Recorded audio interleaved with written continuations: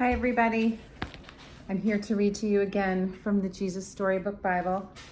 Mine seems to be falling apart, I think because I've used it so much. So this week we are reading The Man Who Didn't Have Any Friends. None, no friends. It's the story of Zacchaeus from Luke 19. There once was a man who didn't have any friends. None. Do you have any friends? Well, of course you do, but not Zacchaeus. Poor Zacchaeus didn't have any. You're probably wondering why. Was it because he was so short? That's not a reason not to like someone. Was it because he had a name that was hard to say? Well, neither is that.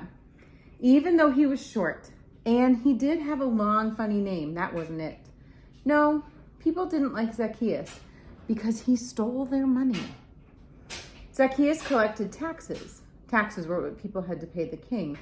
But Zacchaeus took more than he was supposed to, and he kept the extra money for himself, and he made himself rich. Everyone knew what he was up to, and it made them cross and grumpy. They didn't like Zacchaeus one little bit. So they made sure he knew it by doing things like avoiding him, and walking on the opposite side of the street, and pretending not to see him, and whispering things like, "There's that nobody who thinks he's somebody," loud enough so he could hear. Anyway, one day a huge crowd gathered by the road. Jesus was coming to their town and everyone wanted to see him. Zacchaeus wanted to see Jesus too, but everyone was too tall. He tried jumping up and down, but that didn't work. He couldn't see a thing. Luckily, Zacchaeus had a good idea. "I'll climb that sycamore tree," he said. So he did. He was surprisingly good at climbing trees for a man who was so unusually short, but he had to take a flying leap just to get to his chair in the morning. From the tree, Zacchaeus had the perfect view all the way down the road. Another minute and suddenly Jesus was at the tree. He stopped and he looked up. Zacchaeus saw Jesus and Jesus saw Zacchaeus. "Zacchaeus," Jesus said, "I'd like to come over to your house." Zacchaeus almost fell out of the tree. Come over to his house?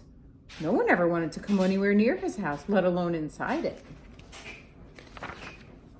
The people saw this, and needless to say, it made them even crosser and grumpier than usual.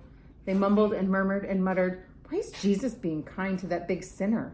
Doesn't Jesus know about him?" Zacchaeus scrambled down and took Jesus to his house. He was in a big hurry because he didn't want Jesus to change his mind. Perhaps Jesus hadn't heard about him. Maybe Jesus didn't know about how he had been stealing, and how no one liked him, and how he didn't have any friends. But Jesus knew. He knew all about Zacchaeus and the stealing and everything, and he still loved him. Zacchaeus was ashamed. "Lord," he said, turning pale, "what I've done is wrong, but now I want to do the right thing. I will give the money back to everyone, 4 times what I stole." And that's just what he did. Jesus smiled. "My friend," he said, "today God has rescued you." Jesus loved Zacchaeus when nobody else did.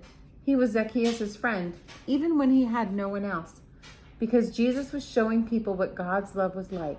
His wonderful, never stopping, never giving up, unbreaking, always and forever love.